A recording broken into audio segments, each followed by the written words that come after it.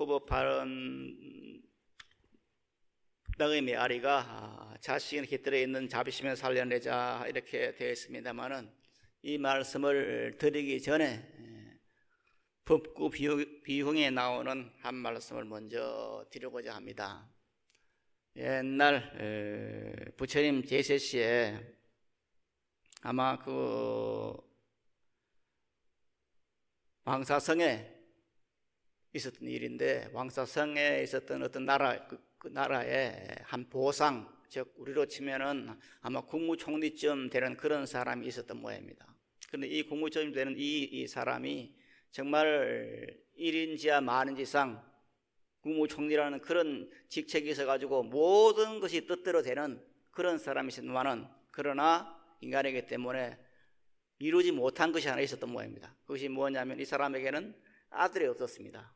그래서 항상 정말 아들 하나만 있으면은 세상에 부러울 것이 없겠다, 그렇게 생각하면서 아마 그때 저 겐지스강 가에, 인도에서는 그것을 항하라 그럽니다. 항하라 그러는데, 겐지스강 가에 마니빌라라는 사당이 있는데, 그 마니빌라 사당이라는 곳에서는 그 사당이 굉장히 영험이 있다. 그래서 많은 사람들이 그 마니빌라 사당에 가서 소원을 빌고 기도를 했던 그런 모양입니다. 그래서 이 보상도 아들을 하나 낳기 위해서 항상 그 마니빌라 사당에 가서 기도를 했습니다. 며칠을 기도를 하고 몇 년을 기도를 하면서 아들이 안 생기니까 이제 그 보상이 그 사당에 대해서 말을 합니다. 기도를 하면서 저에게 아들 하나를 점지해 주신다면은 이 사당을 다시 짓고 금색으로 모든 이 사당을 칠을 하고 향을 바르고 하겠습니다. 제발 저에게 아들 하나를 점지해 주십시오 하고 그렇게 했습니다. 그런데 아들 안 생기는 거예요. 그래서 어느 날 가서 말을 합니다. 만약에 저에게 아들 하나를 점지해 주면은 이 사당을 위해서 이렇게 내가 잘 짓고 다 김색으로 칠하겠지만은, 만약 저에게 아들 하나를 점지 안 해준다면은 이 사당을 허물어 버리고 이 사당에다가 온갖 오물을 다 쌓아놓겠습니다 하는 협박을 하는 겁니다. 그래서 그 사당을 지키는 그 신이 가만히 하니까 큰일 났거든요. 이 보상이, 이 국무총리 되는 이 사람이 권세가 있으니까 충분하게 그 사당을 없애고 혹은 온갖 오물로 뒤얹어버리는 그런 행동을 할 수 있겠거든요. 그래서 더 그게 겁이 났습니다. 그래서 자기는 그 사당, 마네빌라 사당의 그 신은 자기는 힘이 없어. 그래서 도대체 그 사람에게 아들을 점지해 줄 수가 없어. 그래서 생각한 것이, 이제 비사문천이라 해서 사왕천 가운데서 보통 이제 일주문에 가면은 큰 신장이 있죠. 네 분의 신장이 있는데 그 신장 가운데 한 사람이 이제 비사문천이 있습니다. 그 비사문천에 가서 말을 합니다. 우리 사당을 지금 저 보상이 지금 아들 하나 점지해 주지 않으면은 똥물로 지금 뒷목을 하니 큰일 났습니다. 제발 저 사람에게 아들 하나 점지해 주십시오. 그러니까 그 비사문천도 능력이 없어. 그래서 다시 제석천한테 갑니다. 제석천한테 가서 부탁을 합니다. 제발 좀 저 보상한테 아들 하나를 줘가지고 이제 우리 사당 좀 지켜주십시오, 이렇게 부탁을 합니다. 그러니까 제석천이 알았다고, 내가 그 사람에게 아들 하나를 점지해 주겠다고 그렇게 말을 합니다. 그리고 이제 그 제석천이 고민이 생겼습니다. 뭐냐면은 보아하니 그 보상한테는 아들이 운이 없어. 그래서 이제 생각한 것이, 할 수 없다. 그러면은 이 천상에 사는, 제석천에 사는 어떤 사람이 죽을 때가 되면은 그 사람한테 부탁을 해서 그 보상의 아들로 태어나게 해야겠다 하고는, 보니까 그 제석천에 사는 어느 천상 사람 가운데서 죽을 때가 다 돼가는 사람이 있어요. 그런데 천상에 사는 사람들은, 그 천당에 사는 사람들은 5가지 길상이 있어요. 뭐냐면은 거기 사는 사람들은 항상 머리에 화관을 쓰고 있는데, 화관이 우리가 관세음보살이나 보현보살이나 이런 그 보살들을 보면은 이 화관을 쓰고 있죠. 꽃이 있는 관을 쓰고 있는데 그 꽃의 관이 아마 천상 사는 사람은 다 쓰고 있는 모양입니다. 그 천상 사는 사람들이 항상 꽃이 시들지 않고 몸이 항상 정결해서 냄새가 나지 않고 옷에 그 때가 끼지 않고 아마 이런 5가지 길상이 있는데, 만약 그것이 아니고 만약 꽃이 시든다든가 아니면 몸에 냄새가 난다든가 아니면 파리가 안 난다든가 몸에 옷에 때가 낀다든가 이렇게 하면은 이제 천인의 오세 사이라 해가지고 5가지 이제 나쁜 상이 있는데, 그렇게 상이 나오면은 그 사람이 이제 죽어서 다른 곳에 가야 되는 거예요. 이제 천당에 사는 사람이라 하더라도 죽고 나면은 다시 업을 따라서 어떻게 되느냐면 다시 인간으로 태어날 수도 있고 다시 지옥으로 갈 수도 있어요. 그런데 마침 그 제석진이 보니까 자기 백성 가운데서 이제 그런 그 오세상이 나타나는 사람이 보이는 거예요. 그래서 그 사람에 대해서 말을 합니다. 너가 지금 죽으면은 반드시 인간으로 가라. 인간계에 가서 저 아무아무게 가면은 그게 보상이 있는데 그 보상의 아들로 좀 태어나 달라. 이렇게 말을 합니다. 그러니까 그 사람이 또 생각할 때 자기는 지금 천상에서 천상 사람 죽으면은 인간계에 가서 어떤 그 도를 이루어야 되겠는데 그런 원을 세우고 있는데 지금 그 부잣집에 가서 태어나면은 출가할 수가 없는 거예요. 이게 묘한 도리입니다. 불광사를 여기 처음에 지을 때 그때가 이제 88 올림픽 올림픽이 정해지기 전에 이 땅을 잡았어요. 땅을 잡았는데 그 땅을 잡은 부동산 하시는 그 사람이 지금도 나오고 계시는데 그 사람이 뭐라고 말했냐면은 이 잠실벌에 불광사를 세우면 좋을 것입니다. 왜 그러냐면은 이곳에는 이 잠실에 사는 사람들은 가난하지도 않고 부자도 아닙니다. 전부가 중간쯤 되는 사람이기 때문에 불교를 잘 믿을 겁니다. 이런 말을 했다 그래요. 제가 이제 그 사람한테 물어보니까 실제로 그랬다 그래요. 종교를 하는 것이 너무 부자들이 살면 안 믿어요. 그 복수행하느라고. 또 너무 가난한 사람들은 절에 나올 시간이 없어요. 그래서 종교를 제일 잘 믿는 사람들은 불교든 기독교든 뭐 다른 종교든 간에 이렇게 적당한 삶을 사는 사람들, 크게 부자도 아니고 크게 가난하지도 않는 사람들이 제일 이제 종교를 많이 믿는데, 아마 그 천상 사람도 죽어서 인간으로 태어나면은 도를 따고 싶은데 수행을 하고 싶은데 그래서 성불을 해야 되는데 그 부잣집에 태어나면은 출가를 할 수가 없어요. 그래서 너는 좀 중류의 집안에 태어나서 출가를 해서 돈이 돼야 되는데 그 부잣집에 태어나면 권세 있는 집에 태어나면은 출가하지 못하지 않느냐, 저는 그렇게 태어날 수가 없습니다 하고 이제 최석진에게 이제 말을 합니다. 그러니까 최석진이 말을 합니다. 내가 알아가지고 다 너가 출가할 수 있게끔 해줄 테니까 제발 좀 그 집에 태어나라. 그래서 그 집에 태어나게 되었어요.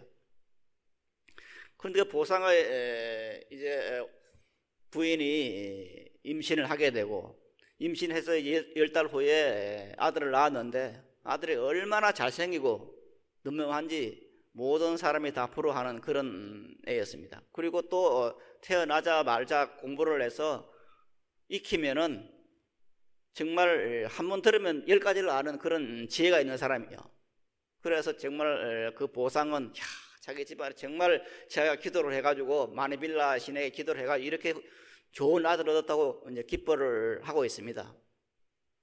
그런데 나이가 이제 점점 가서 아들은 천상 사람이 태어난 그 아들은 이제 점점 기량이 뛰어나고 이제 이렇게 되어 있는데, 이제 한 20살쯤 되어가지고 자기 아버지한테 말을 합니다.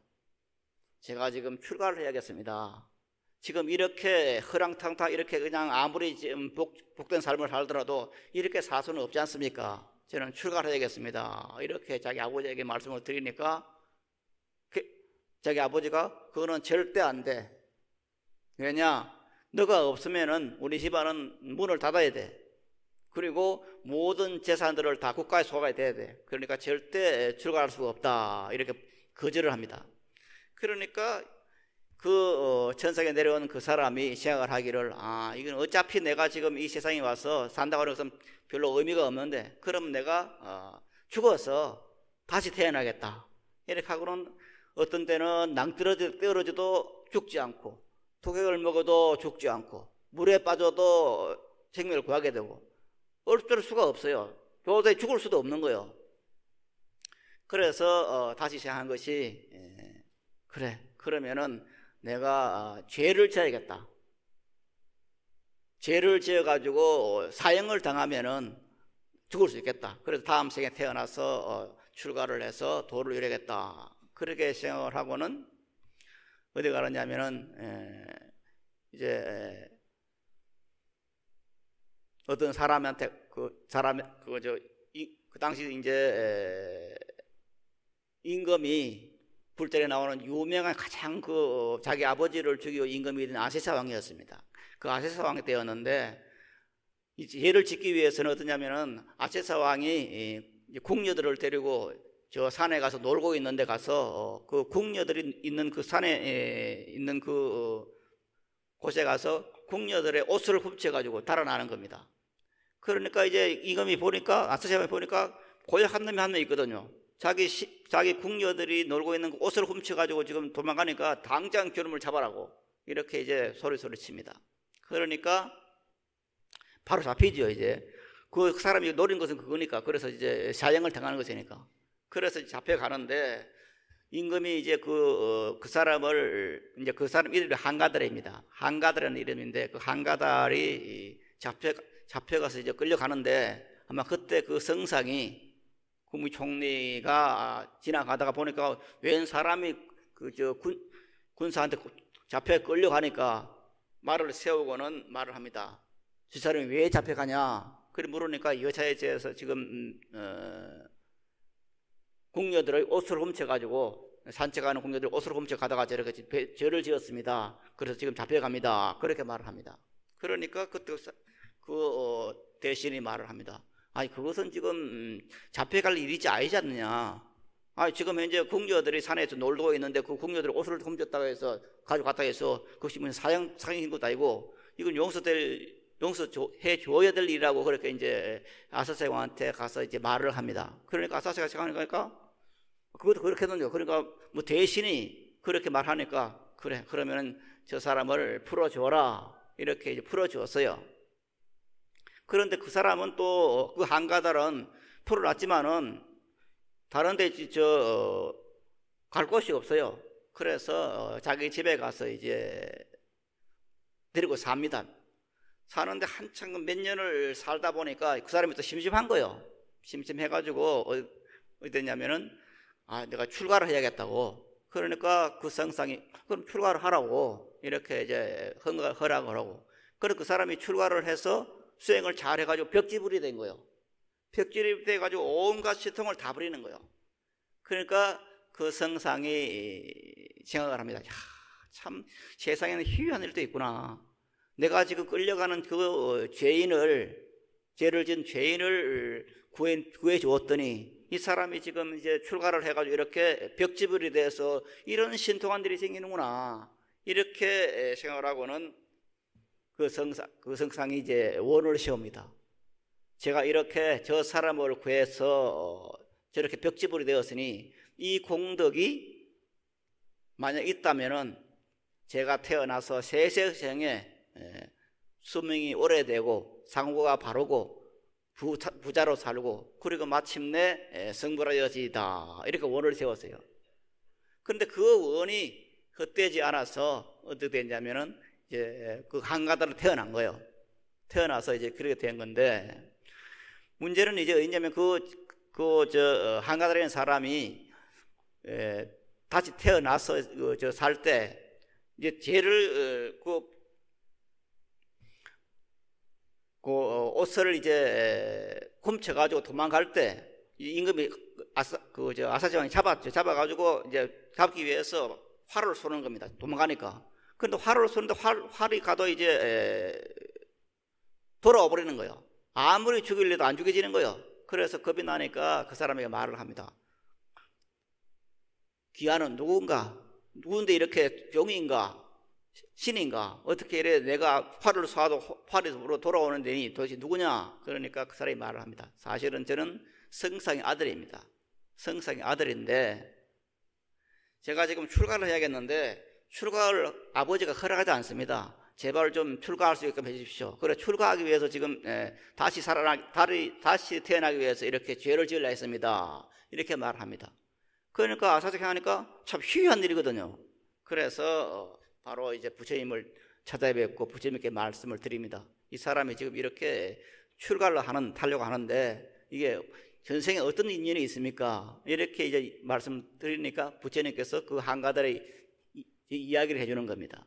그래서 출가를 하게 되고, 그리고 마침내 이제 깨달음을 얻게 되는 그런 결과다. 이렇게 이제 이야기를 해주는 겁니다. 이것이 이제 법구비유경에 나오는 이야기인데, 지금 여기서 이제 우리들이 하나 알 수가 있는 것은 어떤 사람이 원을 세웠는데 그 원이라는 것이 그 사람이 지금 현재 그냥 하고 싶었어.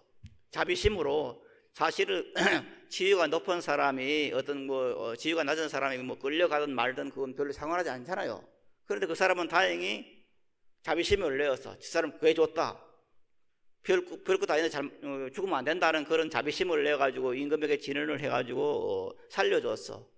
그런 그 자비심이 있기 때문에 그 사람이 살게 되고 마침내 깨달음을 얻게 되는 그런 결과를 낳았기 때문에 큰 원을 세웠어요. 그럼 이것은 무슨 말이냐?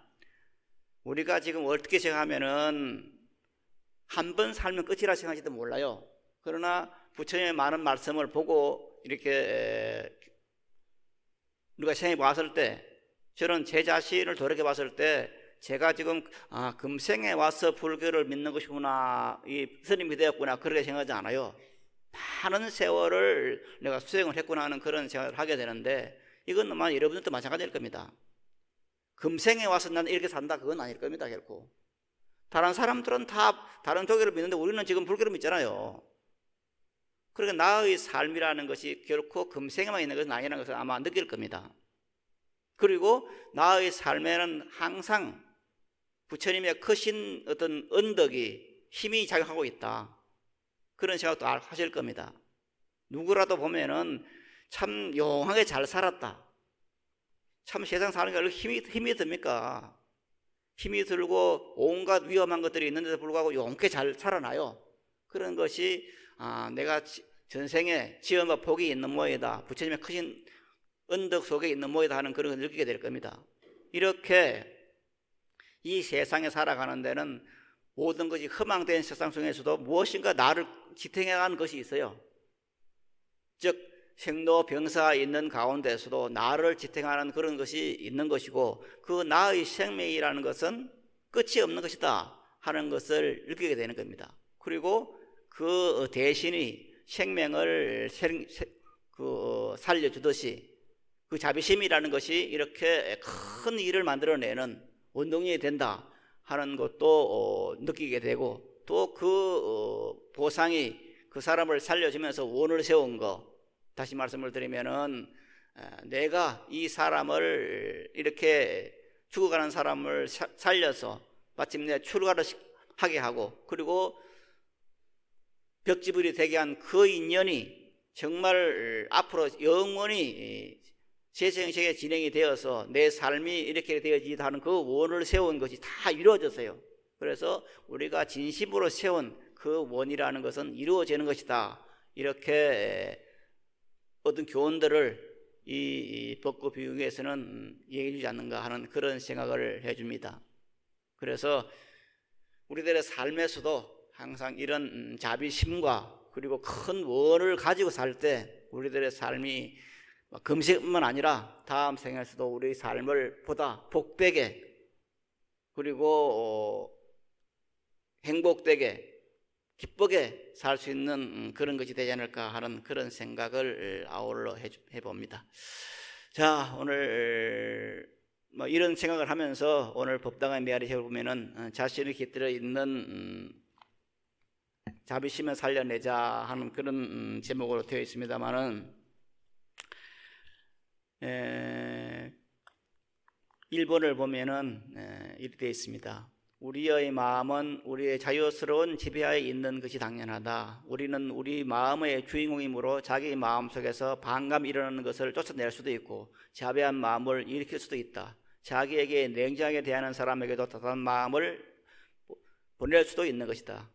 우리가 참으로 자신의 내부에서 부처님의 자비심을 불러일으켜 모든 사람에게 자비로 대한다면 상대방이 아무리 우리를 미워한다 하더라도 마침내 저의 미움은 해소되고 화해할 수 있게 되는 것이다. 진실로 자비는 상대방에게 자비심을 일으키고 미운 감정을 해소시키며 반감을 풀어주고 평화한 마음을 나게 하여 이 땅에 평화한 정토를 일으키는 것이다. 이렇게 되어 있는데, 자, 우리의 마음이라는 것이 내 것이지요. 내 것입니다. 그래서 내 것이기 때문에 내가 이렇게 할 수 있고 저렇게 할 수 있는 것이 우리들의 마음입니다. 그래서 우리가 이제 견성을 한다, 승부를 한다 하는 것이 내 마음을 움직이는 것인데, 이것이 내 마음을 움직이는 것이기 때문에 얼마나 쉬운 것이냐, 이것은 과거 시험보다도 쉽다, 그렇게 말합니다. 소위 말해서 요즘 말하면은 이제 사법 시험을 보는데, 사법 시험을 본다고 하는 것은, 그것을 합격한다고 하는 것은 남의 마음을 읽는 겁니다. 즉 사법 시험을 내는 사람의 그 마음에 들게끔 내가 지금 답을 써야 돼요. 그렇기 때문에 사법 시험에 합격하는 것은 남의 마음을 내가 알기 때문에 이것은 더 어려운 거예요. 그러나 내가 지금 부처가 되는 것은 내 마음을 아는 거예요. 내 마음을 내가 부리는 것이기 때문에 이것이 더 쉽다 하는 것이 옛날 조사스님들의 말씀입니다. 부처의 말씀이고, 이것이 바로 내 마음이기 때문에 내가 마음을 어떻게 쓰느냐에 따라서 나를 바꿀 수가 있어요. 오늘 이와 같이 내가 들었다 해서도 본성과 마음과 본성이라는 제목으로 되어 있습니다만, 이 마음이라는 것을 좀 생각을 해봐야 됩니다. 내 마음이 뭔가? 내 마음이 바로 선불교에서는 부처라고 말합니다. 부처님이 누구냐? 바로 내 마음이다. 그래서 부처님이 다른 데 있는 것이 아니라 내 마음이 부처이기 때문에 내 마음이 부처인 것을 아는 것이 바로 불교고, 여기서 이제 불교의 신통한 그런 모든 비밀이 나오는 겁니다. 내 마음을 어떻게 움직이느냐에 따라서 내가 사는 세상을 바꿀 수 있는 겁니다.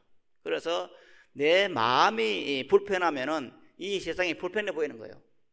내 마음이 기쁘면은 온 세상이 기쁜 겁니다. 조금 전에 가을비가 촉촉히 내린다 말씀을 드렸는데, 이 가을비를 대하는 마음도 마찬가지입니다. 마음이 우울하면은 그 비를 대할 때 비가 아주 거추장스럽고 정말 왜 이런 비가 올까, 이런 거칠은 마음이 생기게 됩니다. 그러나 마음이 즐거우면 비를 봤을 때, 야, 참 오랜만에 가을비를 보네. 그 낙숫물 소리가 얼마나, 물론 요즘은 낙숫물 소리가 없습니다만은 그 낙숫물 소리를 생각할 때도 정겨워지고 기뻐지는 그런 마음이 있을 겁니다. 그러니까 똑같은 가을비 소리를 들으면서도 어떤 사람은 슬프고 어떤 사람은 기쁘고 이렇게 되는 것이 뭐냐? 모든 것이 내 마음의 노름입니다. 그래서 이 내 마음의 노름인 것이 바로 부처고, 이 부처님을 만드는 것은 내가 하는 겁니다. 누가 만들어주는 거 아니에요. 그래서 항상 우리들이 자신의 깃들어 있는 자비심을 살려내는 것은 내 마음이기 때문에 내가 어떤 마음을 가지냐에 따라서 적을 만들 수도 있고 아니면은 적을 내 사람으로 만들 수가 있습니다. 그래서 항상 우리들이 자비심이라는 것은 내가 원래 가지고 있는 것이기 때문에 이것을 내어 쓰고 내어 쓰지 않는 것은 내 마음이지 누가 대신 내주는 게 아니에요. 자식이나 부모가 내어주는 게 아니에요. 내가 내는 겁니다. 그래서 우리가 항상 내 마음이라 하는 것은 내 마음의 지배하이기 때문에 내가 조정하는 것이기 때문에 이것을 내가 내어 쓰겠다, 이런 생각을 해야 되는데, 이제 이렇게 마음을 어떻게 쓰느냐에 따라서 우리가 수행하는 것을 뭐라 하냐면은 기도라고 말을 합니다. 그래서 두 번째 보면 같이 한번 읽어보겠습니다. 두 번째, 이번에는 이렇게 되어 있습니다. 찾았습니까? 읽어보겠습니다. 기도를 성취하자면은 악인이다, 죄인이다 하는 불자답지 않는 인간은 원래 없음을 우선 아는 것이 중요하다. 악인이다, 죄인이다 하는 마음이 있는 한 미움의 감정이나 배척의 감정이 일어나는 것을 어쩔 수 없다. 만약 미움이나 배척하는 감정이 일어난다면 그 사람은 부처님과 대립하는 것이다. 그래서 기도는 성취되지 않는 것이다. 누구든 사람들을 향하여 악한 사람이다 하는 생각을 버리자. 부처님 진리에 악인이란 본래 없는 것이다. 모두가 부처님 성품이 충만한 불자다. 그러므로 진실로 악인은 있을 수 없고 원래로 선인만이 있기 마련이다. 우리가 부처님을 믿고 그 진리를 믿는다면 이 땅에 진리와 선만이 있다는 것을 깊이 믿어야 할 것이다. 자, 우리는 기도를 할 때 제일 먼저 마음에 무엇을 버려야 되느냐면은 어떤 사물에 대해서, 상대방에 대해서 나쁜 감정이 일어나는 것을 참 버려야 됩니다. 옛날에 제가 아는 어떤 보살님 계셨는데 그 사람이 기도를 하는데 자기 남편에 대한 그 나쁜 감정을 없애야 기도가 성취되는데 그 마음을 버리라고 함부로 해도 그걸 버리지 않더라고요. 그 남편에 대한 나쁜 마음, 이것을 기도를 100번 하도 안 고쳐지는 거예요. 문제는 그 마음이 있으면 어찌 됩니까? 누구에 대한 나쁜 감정이 있으면은 그것이 큰 돌이 되는 겁니다. 그러니까 내 마음 가운데 돌을 앉혀놓고 내 마음이 떠올라라 이렇게 하면 떠오르지 않잖아요. 그래서 우리들의 감정 가운데서 나쁜 마음이 있으면은 그 모든 기도는 이루어지지 않는 겁니다. 아무리 108배를 하고 1008배를 하고 10만배를 하더라도 그건 안 되는 겁니다. 그래서 우리가 기도를 한다고 하는 것은 일심을 마반야 바라미를 염송을 해서 내 마음속에 있는 다른 사람을 배척하는 마음, 미워하는 그 마음을 버리게 해야 됩니다. 왜 그렇게 되느냐?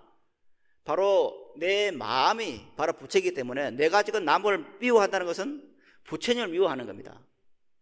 부처님과 내가 같은 마음, 같은 내 마음이 부처이기 때문에 내 마음에 남을 미워하는 거 있으면은 부처님을 미워하는 겁니다. 부처님을 미워하면서 부처님 이루어주세요. 이 기도는 이루어지지 않잖아요.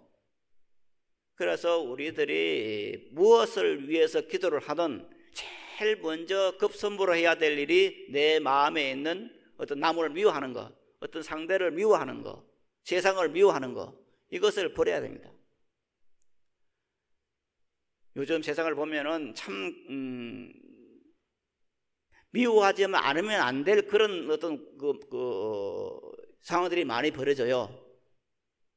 그제 며칠 가지고 오늘 아침까지도 계속 보니까 그 어금니 아빠라고 하는 사람 참 희한한 사람이다는 생각이, 어떻게 세상에 저런 사람이 있을까?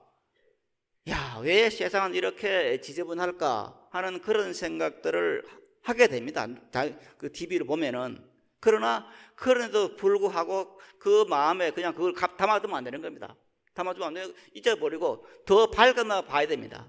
그 사람이 지금 현재 그런 나쁜 짓을 하더라도, 정말 이해할 수 없는 그런 짓을 하더라도 그 사람은 극히 일부분이요. 둘러보면은 그 사람보다 훨씬 더 선한 사람이 더 많아요. 그래서 밝은 것을 향해서 보는 사람들은 밝은 것만 보이는 거예요. 그러나 나쁜 것을 향해서 보는 사람은 나쁜 것만 보이는 거예요. 우리 대하고 있는 가족과 친지들 가운데서도 마찬가지입니다. 어떤 자기에게 나쁘게 대해주는 그 친척이나 어떤 그 사람들을 봤을 때는 그게 전부처럼 보여요. 그러나 눈을 다른 데 보면은 훨씬 더 자기에게 잘해주는 친척들이 많아요. 문제는 어디에 초점을 두느냐는 것입니다. 그래서 불자라고 하는 사람들이 뭐냐? 기도를 한다고 하는 것은 바로 내가 지금 현재 좋은 것만 바라보는 그 자세에 서 있는 겁니다. 이렇게 좋은 것, 기쁜 것, 그것을 바라보고 그렇게 생각했을 때, 미운 감정을 버렸을 때 나에게 찾아온 것은 그런 밝음이 오는 겁니다. 자주 말씀을 드립니다마는 유유상종이라 말하는 그런 것입니다. 끼리끼리 논다. 밝은 생각을 가지고 있는 사람에게는 밝음만 오는 것이고, 악한 생각을 가지고 있으면 악한 것만 오는 겁니다. 그런데 문제는 사람의 본성이라는 것이, 이 사람이 이제 누구나 본성은 있죠. 본성이 있다는 것은 누구나 이제 긍정을 합니다. 본성이 없는 사람이 없을 테니까. 그 본성이라고 하는 것이 바로 불성이라는 사실입니다. 내 본성은 불성이다. 불성이 뭡니까? 부처님의 성품은 선한 겁니다. 옛날에 어떤 불교학자가, 불교대학 교수가 그런 말 한 적이 있어요. 왜 부처님은 항상 웃고 있냐? 부처님도 성질 나지 않겠냐? 그러면은 성질 나는 부처님도 조성해야 된다는 그런 주장하는 어떤 교수가 있었어요. 그러나 그 말은 안 되는 겁니다. 모든 부처님은 훤하게 웃고 있는 것이 왜 그러냐? 원래 부처님의 성품은 웃고 있는 거예요. 불성은 웃는 모습이에요. 그 교수님이 저 봉화 쪽에 이제 큰 포교원을 가지고 있는데, 그 포교원에 보면 어디 있냐면은 일하는 농부상을 이제 불성처럼 만들어 놨어요. 가보진 않았는데 그림 보래 그래요. 그래 땀을 뻘뻘 흘리면서 그냥 막 신음하고 있는 그런, 고생하고 있는 그런 부처님 모습이요. 그래서 저 교수님이 뭔가 생활 잘못하고 있다.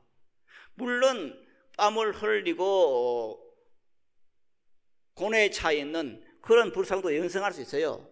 형상 따라서는. 그러나 본래 부처님의 모습은 웃는 모습이에요.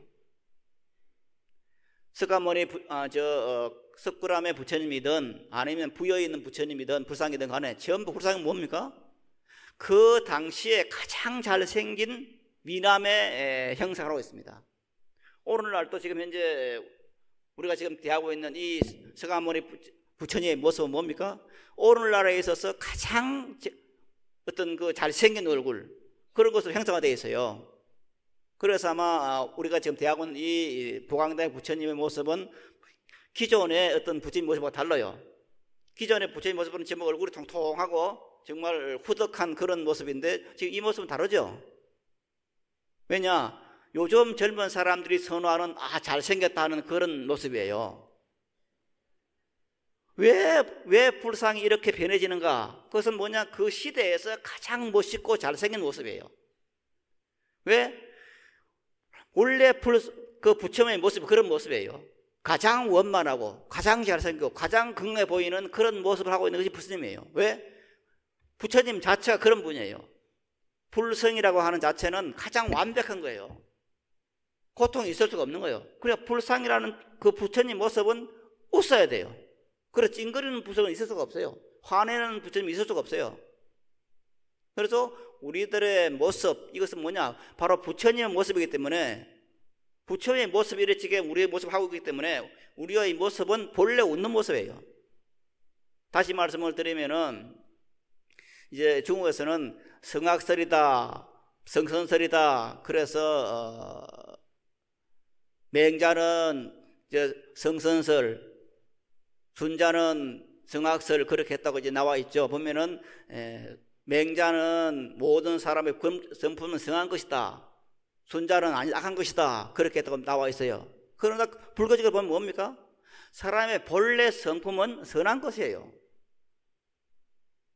이것을 무슨 알 수 있냐면은 우리 주변에 보면은 아무리 세상이 잘못된 것처럼 보여도 우리 주변에는 훨씬 선한 사람이 많아요. 만약에 악한 사람이 많은 것 같으면 이 세상은 있을 수가 없어요. 다 무너져 버렸지. 이래서 모든 사람, 대부분의 사람의 사랑을 보면은 부처님의 성품은 선한 것이다 알 수가 있어요. 그런데 우리의 본래 성품은 이런 선한 것이고 착한 것인데 불구하고 내가 나쁜 마음을 가진다는 것은 내 성품에, 본래 성품에 본래 성품을 배반하는 겁니다. 이건 뭡니까? 내가 잘못하고 있는 거죠. 내 본래 성품대로 살지 않는 겁니다. 내가 본래 성품대로 살지 않기 때문에 내 삶이 삐뚤어지는 거예요. 그래서 내 본래 성품을 살아야 되는 거예요. 그런데 내 본래 성품은 바로 부처님의 성품이에요. 부처님의 성품이라는 것은 그래서 내 생명에 부처님의 무량공덕 생명이에요. 부처님의 무량공덕 생명을 가지고 있는 그 삶을 살아야 되는 거예요. 그렇게 하려면 어떻게 되느냐? 제일 중요한 것이 먼저 미운 감정, 다른 사람에 대해서 미운 감정, 싫은 감정, 배척하는 감정, 이것이 없애는 것이 바로 부처님 성품대로 사는 겁니다. 그럴 때 자기 삶이 편안해지고 기뻐지는 겁니다. 자주 말씀을 드립니다만은 사람이 살아가는 데서 따지고 보면은 별거 아니에요. 별거 아닌 것이 그저 아침에 일어나서 식사하고 그저 움직이다가 저녁에 자고 그 삶뿐이에요. 다른 사람이 뭐 있어요?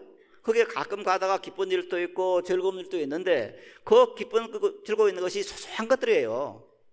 조금 전에 말씀드린 것처럼 가을비가 내린다. 이 가을비를 보고 기뻐하고 혹은 슬퍼하는 것이 사람의 삶이에요. 그런데 이 삶 가운데서 우리는 기뻐야 돼요. 하루가 기뻐야지. 만약 여기에 슬픔이 있다면 그 삶은 인간답게 못 사는 것이고 그것은 부처님을 배반한 거예요. 내가 마음을 차갑게 해서 있다는 것은 내 마음 가운데 얼음 덩어리를 가지고 있는 거예요. 얼음 덩어리를 내 마음 가지고 있으면서 내 마음이 따뜻해라, 부처님처럼 되어라, 그건 안 되잖아요. 내 마음 가운데 돌덩이를 가지고 있으면서 가벼워져라 한다든가 내 마음에 얼음을 가지고 있으면 따뜻해져라, 이건 있을 수 없는 거예요. 그래서 내 마음 가운데서 근본적으로 우리들은 부처님의 성품을 키워내는 그런 삶이 되었을 때 우리들은 진실로 부처님처럼 사는 것이고 우리 삶이 그렇게 진행되지 않을까 하는 그런 생각을 해봅니다. 그 다음에 두 번째가 3번입니다. 3번 읽어보겠습니다. 진리에 의해서 이루어진 모든 사람들은 지혜와 덕성과 그 밖의 풍성한 아름다움을 지니고 있는 것이다. 그런데도 세계가 나쁘다든지 악인이 있다고 하는 것은 우리의 표면 감각이 그렇게 인식할 따릅니다. 우리는 마땅히 부처님의 진리적인 존재를 믿을 것인가, 감각이 정하는 인식에 따를 것인가, 어느 쪽인가 생각해 봐야 한다. 부처님을 믿지 않는 사람은 불자가 아니라고 할 수 있겠으나 원래부터 부처님을 믿지 않는 사람은 이 세계에는 없다. 원래 본성이 불성이기 때문이다. 불성인 본성은 영원히 변치 않는 것이다. 다만 감각에 나타난 물질의 힘만을 믿고 있는 동안은 불신자라고 우리는 부른다. 그에게 불심이 없는 것이 아니라 있는데도 모르고 있는 것이다. 금덩이를 가지고 있는 사람이 금인 줄 모르고 자기가 빈공자라고 알고 있지만 실로는 부자인 것이다. 물질은 항상 변하고 우리의 감각에는 모양이 있는 모습으로 나타나지만 그것은 허망한 것이다. 부처님은 모든 형상이 있는 것은 허망하다고 하셨다. 그러한 허망한 것을 참으로 있는 줄 알고 공포에 빠져들고 있는 것이 범부다. 우리는 불자이다. 영원한 행복자라는 것을 깊이 믿자. 자, 여기 중요한 것은 모든 사람은 불자라는 사실입니다. 다른 종교를 믿든 아니면 종교를 믿지 않든 간에 불자가 아닌 사람은 없습니다. 왜냐? 우리의 본성, 즉 신을 믿고 있는 어떤 특정한 신을 믿고 있는 사람도 본성이 있는데 그 본성이라고 하는 것은 뭐냐? 바로 불성이라는 사실입니다. 여러분들의 본성도 불성이고 저의 본성도 불성입니다. 부처님의 성품입니다. 즉 우리 본성이 바로 불성이라는 이 사실을 보면은 자기 본성을 믿지 않는 사람은 없잖아요. 그런 내 본성이 불성이기 때문에 우리 본성을 믿고 있는 모든 사람들은 뭡니까? 불자입니다. 다만 그것을 모르는 사람이 있어요. 그것을 모르는 사람은 뭡니까? 불신자입니다. 그것은 자기가 부처인 것을 모를 뿐이지 믿지 않을 뿐이지 믿지 않더라도 그 사람은 바로 불자입니다. 그래서 불자가 아닌 사람은 세상에 없는 겁니다. 문제는 그런 불자가 아닌 사람을 불자로 만드는 것이 우리들이 해야 할 일입니다. 너가 성품이 있는데 그 성품이라는 것은 바로 부처님의 성품이다. 신령스러운 모든 힘을 가지고 있는 그런 사람이라는 그 사실을 일깨워주는 것이 우리들이 해야 할 일입니다. 그게 포교라는 것이고, 그래서 인간은 모든 사람들은 불자인데 이 사실을 잊고 있는 사람들에게 이것을 알려주는 것이 우리들의 할 일이고 이것을 이름해서 포교라고 말하는 겁니다. 즉 내 생명, 부처님 무라운드 생명, 이것을 다른 사람에게 알려주는 것이 바로 포교입니다. 나만 부처님의 무라운드 생명이 아니라 너의 생명도 부처님의 무라운드 생명이다. 그래서 너가 가난하냐? 그럼 너 속에 있는 부처님의 공덕 생명을 내어 서라 하는 것을 일깨워줘야 되는 겁니다. 이건 그렇게 어려운 것이 아닙니다. 특별히 그렇게 무슨 절에 와서 부처님께 그냥 기도하면 부처님이 도와줄 것이다, 그게 아니에요. 너가 본래부터 한량없는 공덕 생명이라는 것, 부처님과 똑같은 공덕 힘을 가진 것이라는 것을 알려주는 것이 그렇게 어렵지는 않잖아요. 자기 가족에게, 친척에게 너란 지금 현재 부처님이 뭐라고 늘 가지고 있어. 그거 말하는 것이 어렵습니까? 어렵지 않잖아요. 너가 지금 어려움이 있어. 그 어려움을 어떻게 극복할 것이냐? 너 생명이 한량없는 공덕 생명이라는 것을 알 때 그것이 해결된다는 것은, 말한다는 것은 그렇게 어렵지 않아요. 누구나 할 수 있는 말씀이에요. 바로 이것이 모든 사람이 불자라는 사실입니다. 너도 나도 본성은 불자입니다. 그런데 이것을 믿지 않는 사람이 있어요.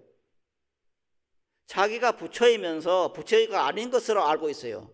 자기가 범부인지 알고 있어요. 그러나 우리는 범부가 아닙니다. 겉으로 봐서는 범부의 것처럼 보여요. 그러나 결코 범부는 아닙니다.